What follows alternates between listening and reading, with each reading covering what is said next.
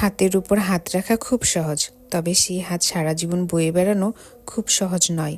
প্রেমে পড়া খুব সহজ, তবে তাকে ভালোবেসে আমৃত্যু নিজের মতো করে আগলে রাখা বড্ড কঠিন।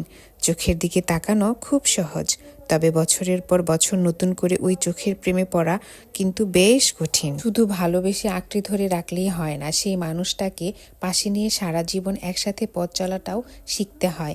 কখনো ছেড়ে যাব না বললেই হয় না, কখনো কখনো ছেড়ে না গিয়ে থেকে গিয়ে এটা বুঝিয়ে দিতে হয় সবাই ছেড়ে যায় না, কেউ কেউ যে কোনো পরিস্থিতিতে একটু নির্ভরতা হয়ে পাশে থেকে যায়। তোমায় পাগলের মতো ভালোবাসি, তোমার জন্য জান কুরবান করে দিতে পারি, শুধু এটা বললেই ভালোবাসার দায়িত্বটা শেষ হয়ে যায় না, বরং ভালোবাসার মানুষটিকে সারা জীবন পাশে রাখার জন্য নিজেকে তার যোগ্য হিসেবে গড়ে তুলতে হয়।